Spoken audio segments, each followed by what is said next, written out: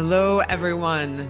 We are going to be diving into a topic today that I've thought about a lot, like for many, many years. And I've certainly touched on this topic in emails and other podcasts and just social posts and things like that. But I don't think I've ever dived into it quite as directly as we're going to today. And I really want to, because this is a topic that has hugely impacted me in my life. And I'm pretty sure it's impacted every single person that's listening to this as well.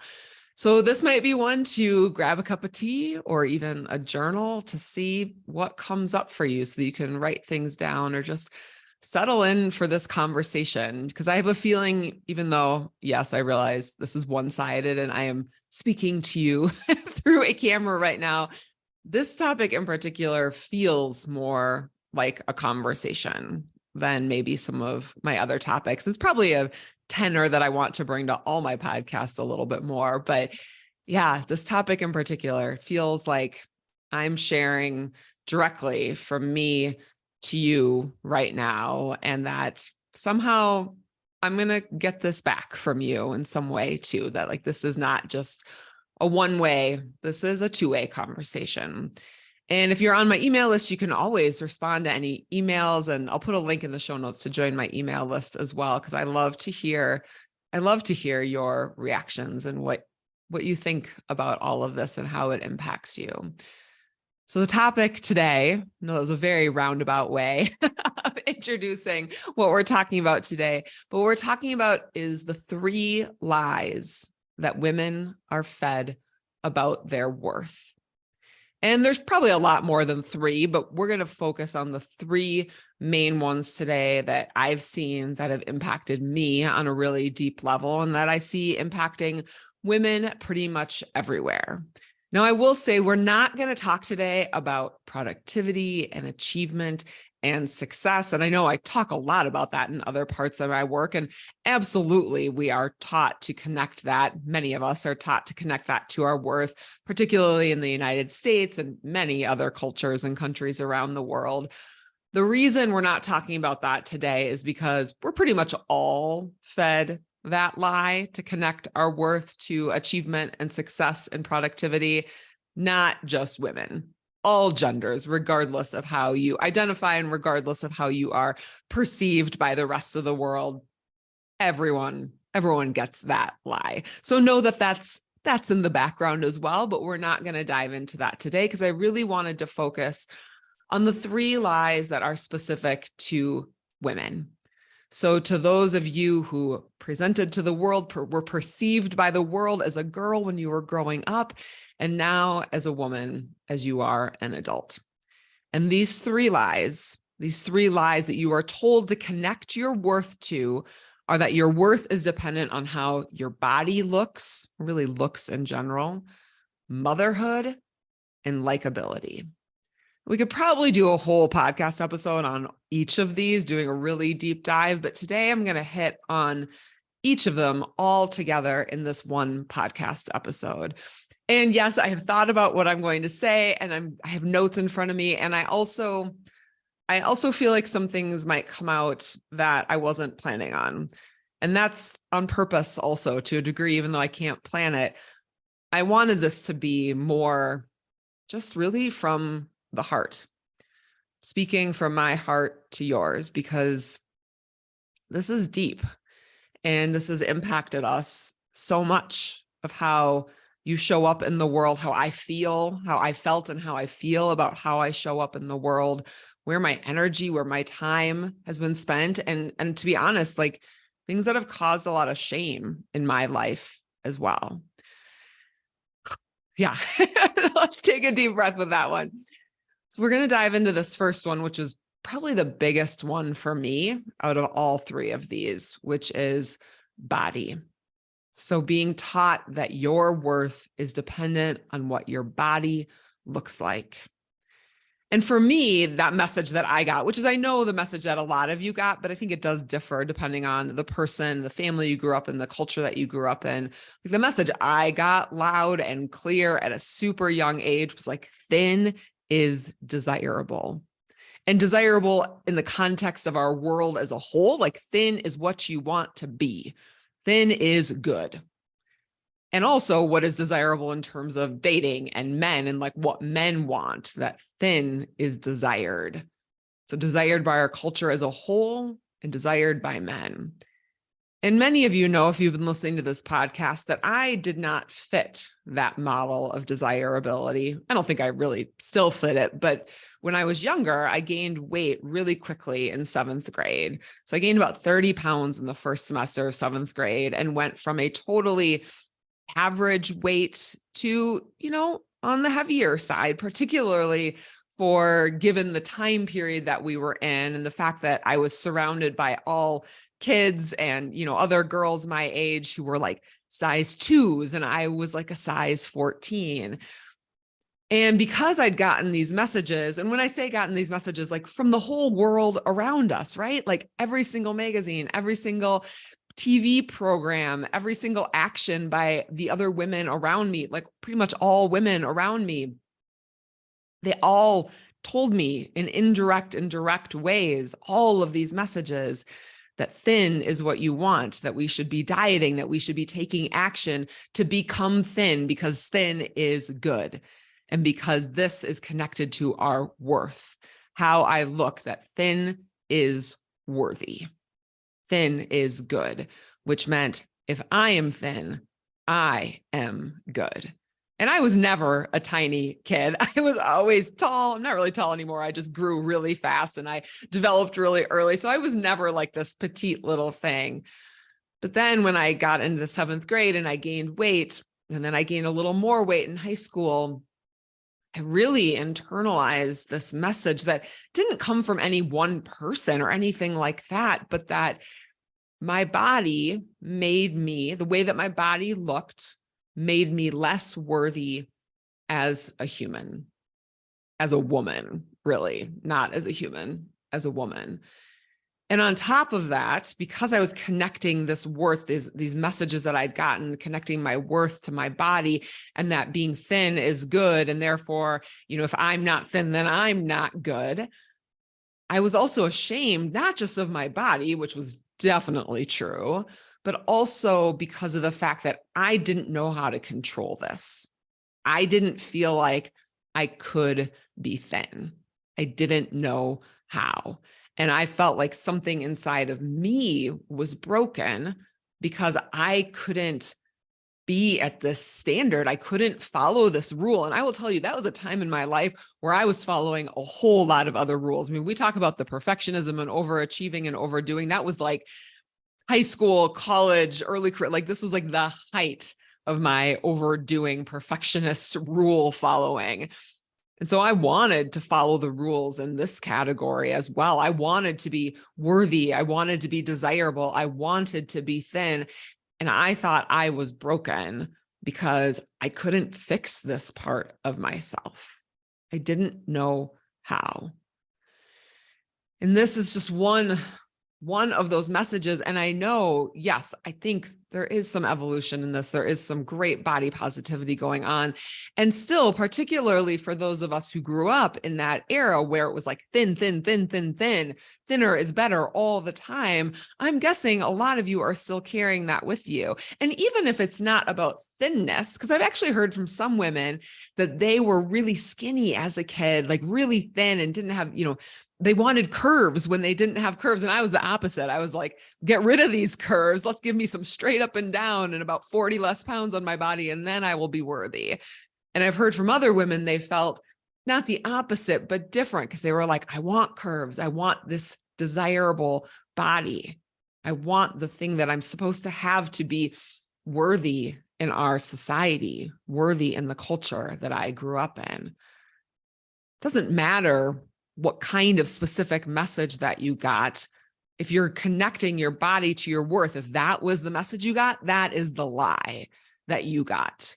Because your worth is never going to be dependent on your body or your face or what you look like in any way, shape, or form. And I know so many people are still carrying this with us. So many of you, just a couple of weeks ago, I was at an event, large people, like 50 people were there, probably maybe more. And in the space of this 4-hour event, I heard 2 different women, unprovoked, make comments about their weight. And these 2 women had very different body types, one of whom I would say was kind of the body type that I was given is like the desirable body type, that thin, petite. And even she was asking questions. Even she was saying that she was sitting there thinking about her weight. And I just thought, gosh, these 2 women who are seemingly, I didn't really know them, but intelligent, smart, successful, they've got everything together. They were doing great things.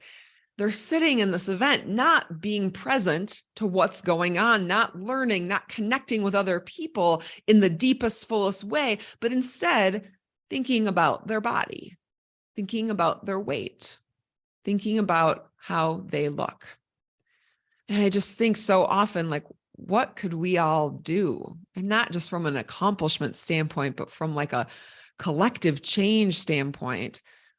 If we let that go, if we focused our energy, if we sat in a meeting or an event and focused on being there and not whether your jeans were too tight or whether someone could see the roll on your stomach or what you looked like in front of that room, what could be possible if you weren't fed this lie, or if we're able to break away from that lie and realize that your body has nothing to do with your worth? Absolutely not. So this is that first lie. The first lie that I know I was fed, and I'm guessing you were fed too, that your body is connected to your worth, that your worth depends on how you look, what kind of body you have, how you are perceived by others, by the general world, and by men or by people who you want to be attracted to you. All of these different lies about what makes a woman worthy. So that's the first one. And like I said, that one's probably the deepest one for me, just because I got it so early in my life. I mean, I even remember before I gained weight, when I was a totally healthy weight and young, I have like journal pages where I wrote down Weight Watchers points when I was like 10 or 11. Not okay. So this is what I mean by how deep this goes. And for me, that is the one that I got earliest in my life, way, way earlier than any of these other 2 lies. And I think it's the one for me that I still carry the deepest around with me. Like, I've broken away from so much of it, and I'm still frustrated by the fact that it shows up really, really frequently. It annoys me. I'm not going to lie. Like, it's so frustrating to me that I feel like I've let go of like 80% of this crap lie, and that 20% still hanging on, still hangs on. And I think it's going to be a continual journey forever to continue to let it go. So that's one. Second one, that your worth as a woman lies in being a mother. Oh, yeah, we get this message, maybe not quite as early as directly, I would say, maybe as weight and body and looks, but it's like a current running right underneath that surface our entire lives. And some of it's just like this expectation I think we are given as women that men get as well, of like, oh, you just kind of expect to like grow up and get married and have kids. But it's different, I think, for men and women in that, like, if you were, again, perceived as the world as a girl when you were young, you get those comments about like, oh, taking good care of your baby dolls or babysitting. Like, it's, I mean, I would imagine that like 90% of babysitters are girls when they're in high school, and, and just kind of this caring instinct, like this nurturing, caring instinct. And that part of your purpose in life is to be a mother. And I think men get that to a lesser degree, but not nearly as strongly as women, not nearly as strongly. And this message, I want to tell you, like, I'm speaking, like, probably listening to this, that I'm not a mother. And I'll dive into that in a little bit in just a second.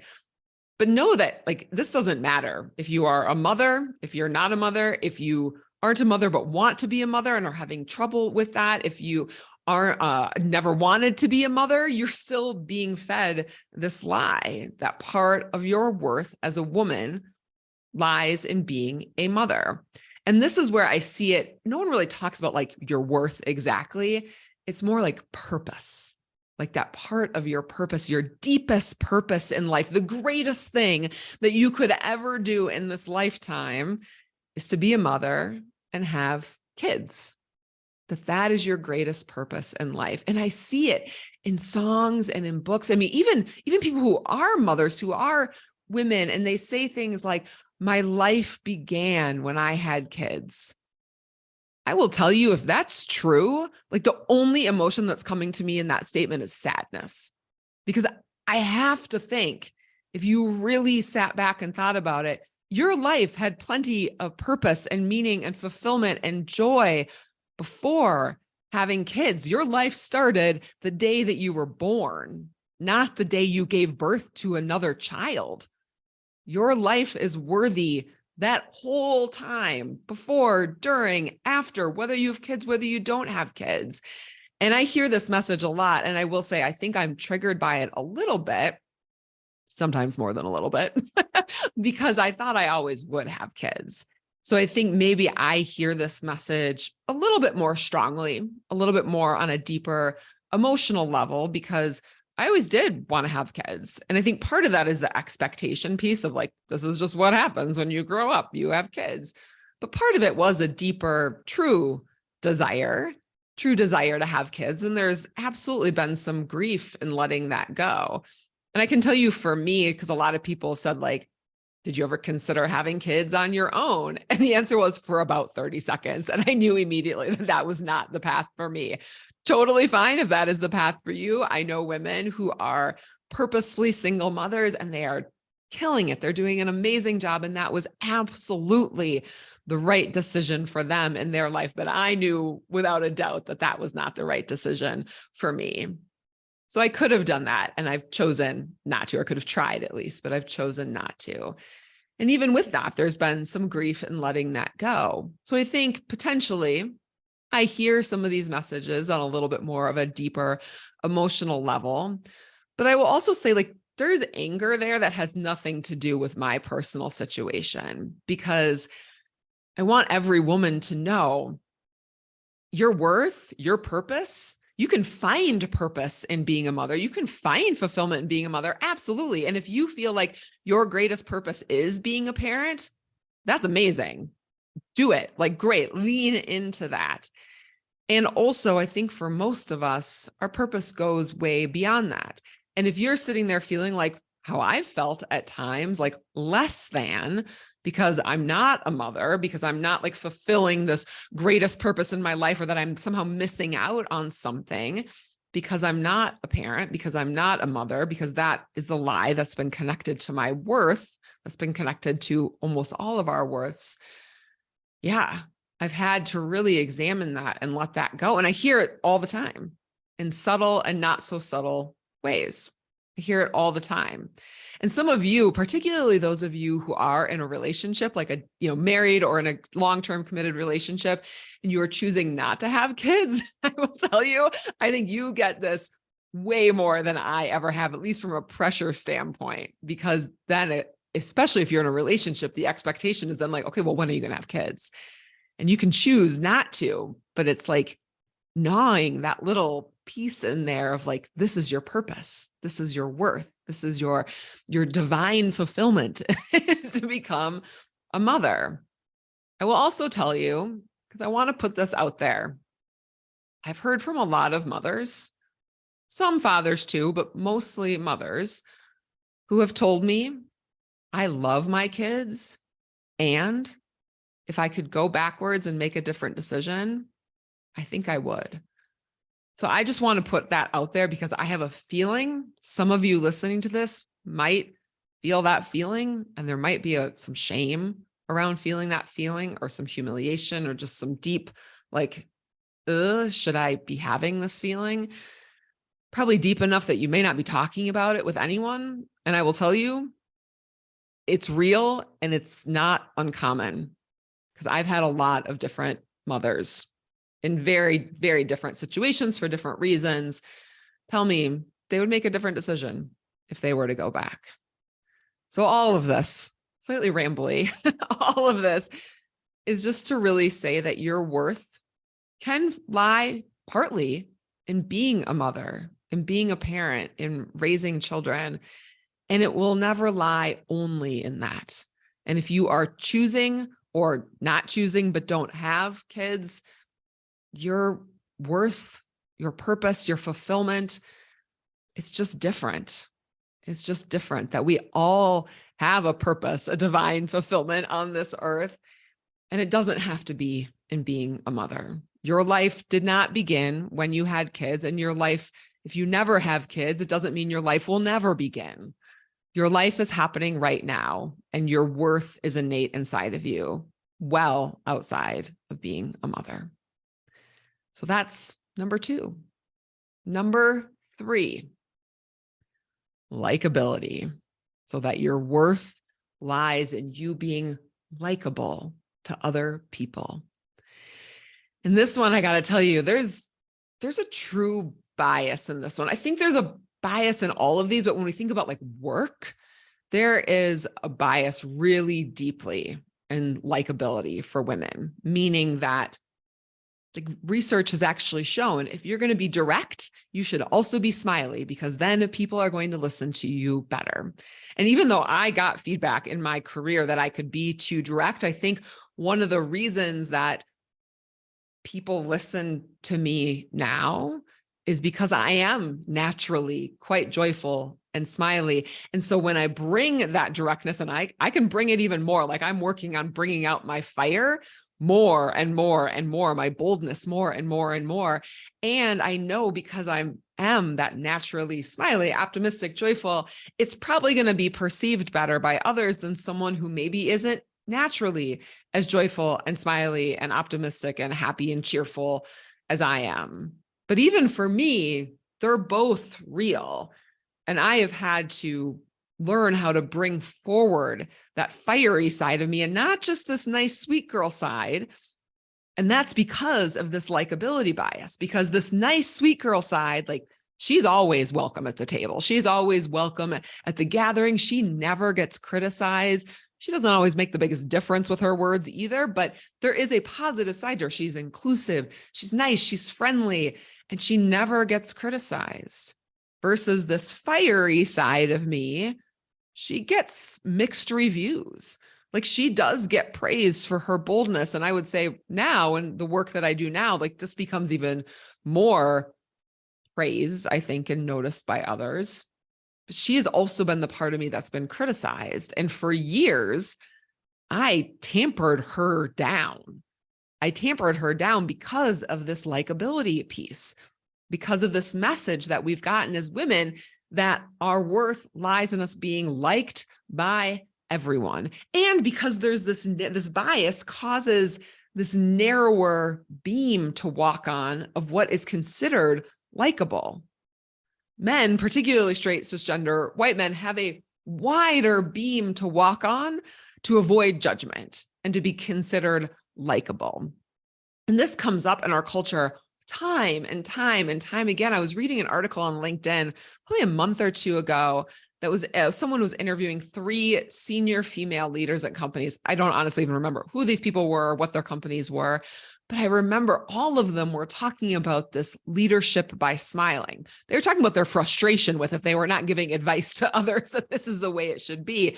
But even at really senior levels at large companies, like these women had been told, I think you should smile a little bit more. Like, I think you'd be more effective if you could lead by smiling.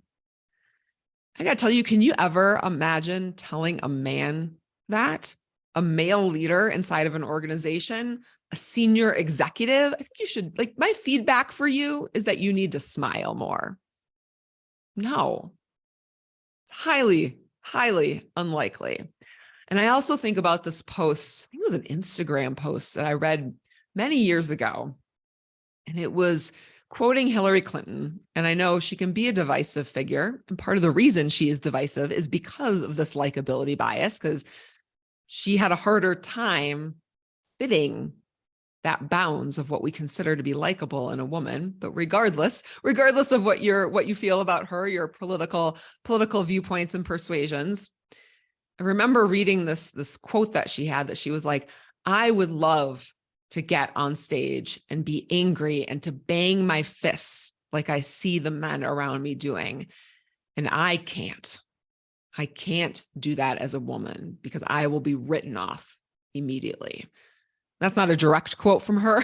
I want to be very careful. That's not a direct quote from her, but that was what I took away from this, was this desire to show anger, this desire to show passion and to beat her fists. And she knew she had to hold it in to even have a chance of being heard, of being seen.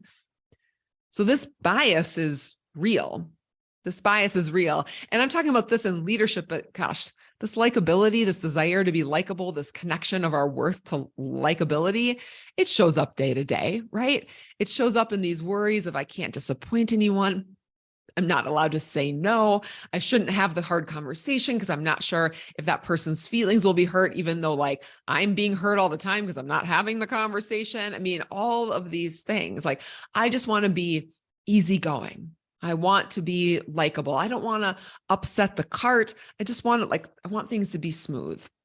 And that's not everyone, but we are fed this message, and it can make it really hard to have hard conversations, to share your voice, to even ask a really direct question or to challenge the status quo. And in reality, like we all need to be doing that more and more and more. Like we need to be using our voices. We need to be challenging the status quo because there's a lot of things that need to be challenged, to break down inequities, to share your ideas of places things can be changed and improved, whether those are big collective changes or a process at your work or a relationship that you're in. Like this goes across the whole gamut. This desire, this connection, this lie that you were fed that connects your worth to being likable holds us back from our authenticity, from our freedom, and from the impact that we can create, that you can create. So these are those 3 lies. And the bottom line about all of this is that your worth doesn't lie in any of them. In fact, your worth does not lie in anything that is outside of you. You do not have to do anything or be anything to be worthy because you just innately are worthy, regardless of overdoing, regardless of perfectionism, regardless of what you produce, regardless of what your body looks like, regardless of your parenthood status, regardless of how others perceive you as how likable you are, how much you smile. You are just worthy. And these lies, they get in the way of that. They get in the way of believing that you are worthy just for who you are. And I can tell you from personal experience, particularly the body one, has caused a lot of shame in my life, of feeling like that part of me, not all of me, but that part of me was broken because I couldn't fix it, because something must be wrong with me, because I couldn't fix my body. I couldn't live up to this lie that I was taught, that my worth lies in my body. And that's where shame comes from, believing that all of you or part of you is broken. And it can cause you to make up for it in other ways, cause you to prove, please, perfect, and even sometimes rebel against all of these lies. But they all take you away from yourself. They all take you away from you. So there are no actions today. Really, I wanted to share this because I want to start a conversation. I want to be more direct about these lies that we are fed, these rules that we are fed. You can think of them in the exact same way: rules, lies, beliefs, however you want to say them. These lies that you were fed about your worth, and reconnecting to your worth separate from them.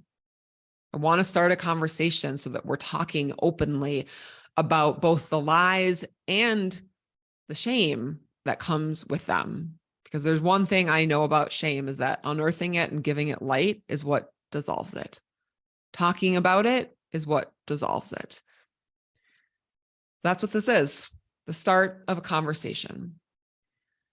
And also, if you resonate with this, if you resonate with any of these lies, if you feel like your worth has been connected to things outside of you and that has tamped you down in some way, my next book is for you.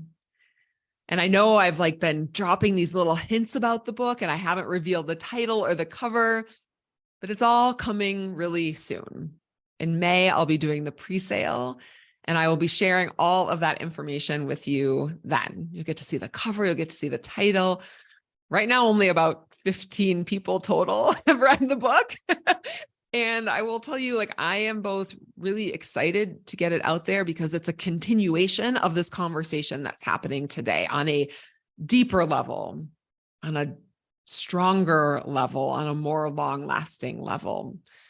And it also feels vulnerable because some of these lies that we've been fed, they're a lot broken down in me and they're still alive in me.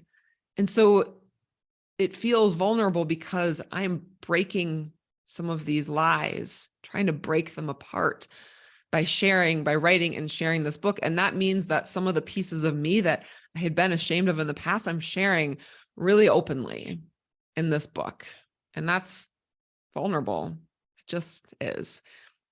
And the mission of the book, this conversation that we are having today, is bigger than any of that, bigger than any of those fears and that vulnerability. So if you want to be sure to get on the list to know when that book is going to be available for pre-sale, there's going to be a link in the show notes to join my email list. And I encourage you to do that because not only will you be the first to know about it, but there's also going to be some really good freebie editions that go just for the month of May for this pre-sale. And some of them are going to be for you. And I also have a nonprofit partner that's going to be receiving 10% of the proceeds from every single book sale during that entire pre-sale in May, which I'm super excited about. That was really important to me as well. So you'll be getting something and a greater good will be getting something as well.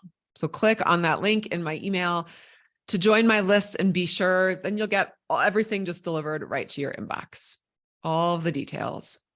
And tune back in here too, because I'll be sharing more and we'll be continuing this conversation, continuing the conversation beyond perfectionism and overdoing and productivity, although we'll certainly still be talking about that, but into these wider conversations about the rules that you were fed, breaking away from them and rediscovering, refinding, increasing your joy, freedom, and impact.